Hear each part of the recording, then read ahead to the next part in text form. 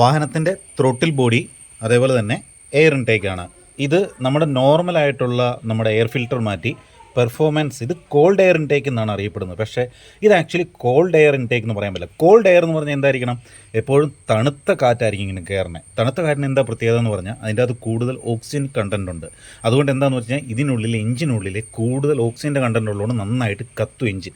അപ്പം ഇതിനുള്ളിൽ ഒന്ന് ആലോചിച്ച് നോക്കുക, നമ്മൾ വണ്ടി രാവിലെ എടുത്തു, കുറേ ദൂരം പോയതിന് ശേഷം ഈ എഞ്ചിനെല്ലാം ചൂടാവും. ഈ എയർ തന്നെയാണ് ഇത് സക്ക് ചെയ്ത് ഉള്ളിലോട്ട് വിടുന്നത്. അപ്പോൾ ഇതിനുള്ളിൽ കിട്ടുന്ന എയറിന് ചൂട് എയറിന് പറയുന്നത് ഓക്സിജൻ്റെ കണ്ടൻറ്റ് കുറയും. ശരിക്കും ഇത് കോൾഡ് എയർ ആക്കുവാണെങ്കിൽ കൂടുതലായിട്ട് നല്ല രീതിയിൽ എഞ്ചിൻ തണുക്കും. എഞ്ചിൻ്റെ കമ്പഷൻ ചേമ്പർ വളരെ ക്ലീൻ ആയിരിക്കും, വാൽവെല്ലാം ക്ലീനാണ്, പെർഫോമൻസ് കൂടും, എഫിഷ്യൻസിയും എല്ലാം കൂടും.